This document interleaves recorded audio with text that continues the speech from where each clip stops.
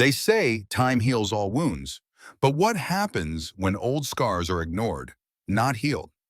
I built a quiet life for myself, with space for the people who shaped me. But now, one unexpected request from my aging father is digging up memories I buried years ago. Would you open your home to someone who never really welcomed you into theirs? My parents split when I was 10. My brother Nate was 13. It was messy, but not in the way you see in movies. No screaming matches or custody battles. Just a quiet unraveling, like a sweater slowly coming undone at the seams. One day we were a family, and the next, Mom was working double shifts as a flight attendant, and Dad was making dinner while watching reruns of Cheers in the background. A year later, Dad introduced us to Valerie. She was fine, I guess. Polite, neatly dressed, soft-spoken. The kind of woman who always looked like she was ready for a church luncheon, even on a Tuesday night. Nate and I weren't the kind of kids who threw tantrums over our parents dating. We had our own worlds, homework, friends, middle school drama. We didn't need or want another mom. But even so, I think we hoped she'd at least try to be something. A warm presence, a curious ear, a kind smile, anything. But Valerie didn't try. Not once. She moved in with Dad 6 months later, and it felt like someone had rented a room in our house without asking.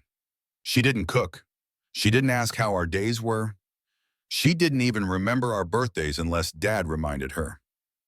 Nate was always taking apart computers, wires and screws spread across the coffee table, and Valerie would just step over his project like it was a spilled bag of groceries. Not worth her time. I was into hair, makeup, anything sparkly. I once asked her to curl my hair for a school dance, and she blinked at me like I'd asked her to solve a calculus problem. Then she told me she had a headache. She didn't yell, she didn't insult us, but she made it painfully clear that we were background noise in her otherwise child-free, carefully curated life. There's one moment that stayed with me, like a splinter you never quite get out. One night, Dad and Valerie had friends over, another couple around their age. They were drinking wine, laughing, talking about travel and hobbies.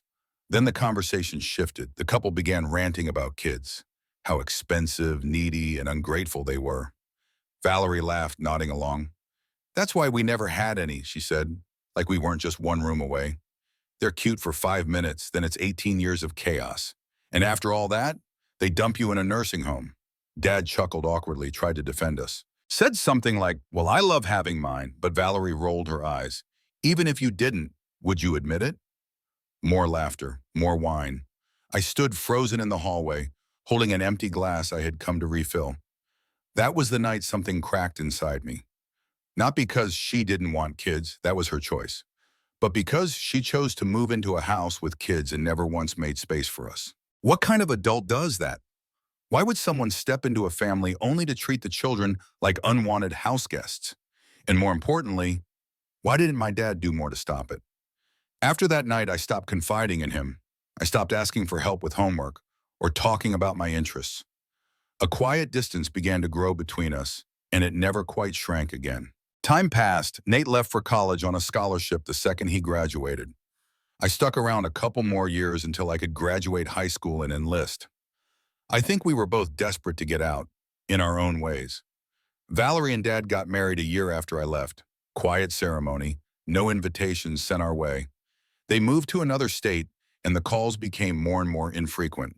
A holiday text here, a quick birthday call there. Distance settled into the bones of our relationship, casual and cold like it had always been meant to be that way. But life has a funny way of circling back. Years later, when my husband Mason and I bought our home, we made a plan, something long-term, something rooted in gratitude. We built an in-law suite on the far end of our property with the intention of having space for one of our aging parents if the time ever came. It's quiet, private, fully equipped. We poured a lot of love into it. At the time, Valerie was dealing with serious health issues. And if I'm honest, we assumed it would eventually be for Dad, alone, Bermone. But Valerie pulled through, and now, just a few weeks ago, Dad called. His voice sounded older than I remembered, slower, more fragile. He told me their two-story home had become too much, the stairs, the upkeep, the stress. They wanted to sell and find something smaller, but between the market and their finances, it wasn't looking good. Then he asked casually if they could move into the in-law suite. They. I don't remember exactly what I said in the moment. Something neutral, something vague. I told him I'd talk to Mason, but inside my stomach dropped. Because as much as I love my dad, as much as I want to be the kind of daughter who opens her door without hesitation, I felt an immediate choking resistance. I wanted my dad to live here. He was always there for us when we were young, steady, affectionate, trying his best even when he didn't fully understand what we needed. But Valerie, how do you welcome someone into your home when they spent your entire childhood making you feel like you didn't belong in theirs? I wrestled with the guilt for days. I walked the property, stood on the porch of that little apartment we built with so much hope, and imagined her inside. I pictured the eye rolls, the silences, the jokes at our expense. I remembered birthdays that went unnoticed, and the way she used to make passive digs about how needy kids were anytime we asked for anything. Is it wrong to feel like she doesn't deserve to benefit from a relationship she never put anything into? I know she didn't sign up to be a mother. That's not what I'm angry about. What stings is the fact that she moved into a house with kids and never even attempted basic kindness. You don't have to be maternal to be decent. She couldn't even manage that. And now, years later, I'm being asked to open my home, to care for her, feed her, maybe even tend to her health someday, like we were ever family. And then there's Dad. If I say no to her, I know I'm saying no to him too. They're a package deal. He'll never come without her. So I'm left with the question that's been keeping me up at night. Do I owe care to someone who never cared for me? And if I don't, what does that mean for the man who did? I wish it were black and white. I wish I could say no and feel peace about it, or say yes and not feel resentment build up every time I saw her walking across the yard. But instead, I'm stuck in this gray space where every possible answer feels like a betrayal of someone I care about, or of myself. I've been going in circles, trying to reason through it. Mason's been patient. He knows this isn't just about square footage or logistics. It's emotional real estate too. There's a lot of unspoken history built into that little apartment. It's not just walls and windows. It's a symbol of what kind of daughter I wanted to be, what kind of adult I wanted to grow into. And right now, I feel like I'm failing both versions of myself. I think what makes this harder is remembering what it felt like to be invisible in my own home. As a kid, you don't always know how to name what you're feeling, but you can feel it in your gut. You feel the coldness in the room when you walk in. You hear the silence that fills the air after your voice dies out mid-sentence. That's how it was with Valerie. She didn't say cruel things, but she made me feel like I was in the way just by existing. And now she's the one asking for space in my home. How do you reconcile that? Would it be different if she had even once acknowledged the distance between us? If she'd ever reached out, even as adults, and said, hey, I know I wasn't great with you and your brother when you were kids. I didn't know how to handle being around children, and I could have done better. That kind of honesty would go a long way, but she never did. She still hasn't. Instead, I'm left with memories, like the time I was grounded and couldn't go to my best friend's birthday party. Valerie smirked when she overheard me begging Dad for a second chance, then made some comment about learning to live with disappointment. But you know who did show up that day? My stepdad, Ron. He didn't try to talk my mom out of grounding me, but he stopped at the store and got me a box of watermelon popsicles and a bag of hot Cheetos, my favorite. He knocked on my bedroom door that night and said, you made a mistake, but you're still a good kid. That memory lives in my bones. Ron wasn't our dad. He didn't have to care, but he did consistently, warmly, without needing recognition. And when the time comes, I want to take care of him. I want to return that kindness because it was never transactional. It was love. That's the thing. Valerie never gave anything she didn't expect to get back. And now I'm being asked to give care where none was ever given. Is that selfish? Am I wrong for feeling like care should be mutual?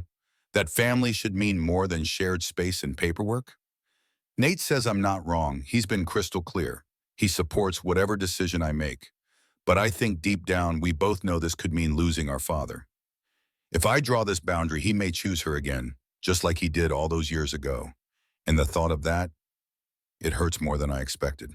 So here I am, caught between who I am, who I was, and who I want to be. The clock is ticking. The decision is coming. How do you choose between protecting your peace and holding on to someone you still love? I think what's been hardest to admit, and I only started to see it clearly after some tough conversations, is that this isn't just about Valerie. Not really. It's about my dad, too. The one person I've been trying to protect in all of this. The one I've been trying not to blame. But the truth is, he let it happen. He saw it. He had to. The way she talked about kids when she thought we weren't listening. The way she checked out of everything involving us. He watched her dismiss us, ignore us, roll her eyes at our interests, and he didn't stop it. Maybe he didn't know what to say. Maybe he thought it wasn't that serious. But silence is a choice too. And as a kid, his silence spoke louder than anything she ever said. Why didn't he defend us? Why didn't he stand between us and the cold shoulder we lived with for years? When I finally let myself ask those questions out loud, to myself, to Mason, even to Nate, I felt something shift. Not anger exactly, but a heavy, quiet grief. I think I spent most of my childhood believing I was somehow too much, too needy, too dramatic. But maybe I wasn't the problem. Maybe I was just a kid looking for connection where there was none being offered, and a dad too wrapped up in keeping the peace to realize what he was letting slip away. And now it feels like he's asking me to pretend all of that never happened. It's not that I think he's a bad person. He's not. He was good in so many ways. He worked hard, made dinner most nights, showed up to school plays and open houses. But when it came to protecting our hearts, to making us feel seen when someone else in the home clearly didn't want us there, he disappeared.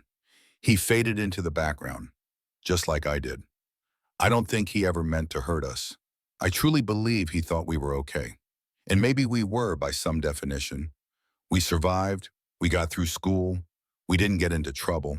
But surviving and feeling loved are two very different things. And now here I am, grown, a parent myself, trying to rewrite the story with the next generation. And it's hard, because I still want him to be part of my life. I still have that daughter heart that misses him, that wants his approval, that wants to sit across from him at the kitchen table and talk about life.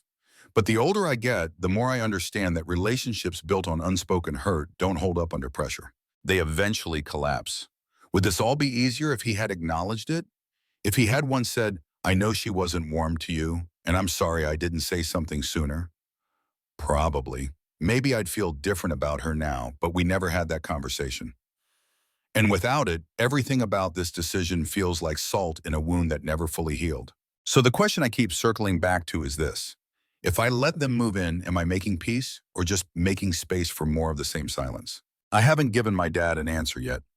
The message he left after that initial conversation was hopeful. Too hopeful. He said something like, "Just let me know what works for you. We can be flexible." And I know what he really meant was, please say yes, but this isn't a scheduling issue. It's not about logistics or space. It's about trust, about boundaries, about choosing myself after years of quietly choosing everyone else. So much of my life, I've tiptoed around Valerie's presence like it was a necessary evil. Like being uncomfortable around her was just part of the price of having a dad. I thought growing up would change that. That with distance, time, and adulthood, it would all fade into the background. But it hasn't. It's still there, just under the surface. And now it's asking to move into the guest house. And here's what I've finally come to accept. I don't owe her a thing. She didn't want to be part of our family when it required effort. She made that clear, over and over again. And now that she's older and needs support, I'm being asked to step into a role she never once offered me. It's not bitterness talking, it's clarity. I've seen what real step-parent love looks like. Ron taught me that. He showed up in ways that mattered. No grand gestures, just showing interest, being present, making room for us in his life without needing anything in return. If Ron ever needed a place to stay, I'd hand him the key before he even finished the question. Because love like that sticks with you.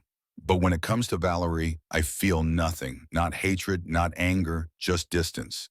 And maybe that's even worse. I've decided I need to talk to my dad, not just about the apartment, but about everything. About the years of silence, the missed opportunities, the space that grew between us while I pretended everything was fine. I owe myself that conversation. And I think after all this time, he does too. Will it be hard? Absolutely. I'm terrified of hurting him. I know he loves her. I know this might drive a wedge between us that we can't fix. But I can't keep quiet anymore just to keep the peace that only ever existed on the surface. I'm still working out the words, but it'll sound something like this. I love you. I want you in my life, but I can't offer my home to someone who never once treated it like a shared one. This apartment was built with love, not obligation. And I'm not going to offer it out of guilt. Because at the end of the day, that's what this is about. Making space for love that was given freely. Not love that was never shown. So no, I don't think I'm terrible for not wanting Valerie to move in. I think I'm finally learning how to protect the version of myself that once felt like a burden in her own home. And if my dad can't understand that, then maybe he never really saw what I needed to begin with. Would you make room in your life for someone who never made room for you? What would you do if you were in my shoes? Would you open your home to someone who made you feel like an outsider in your own childhood? Or would you protect your peace, even if it meant risking your relationship with someone you love? I'd really love to hear your thoughts in the comments. If this story resonated with you, please like the video and subscribe to the channel. Every like, every subscriber, it tells me I'm not alone in this. That maybe, just maybe, others understand the weight of these choices too. Thank you truly for being here.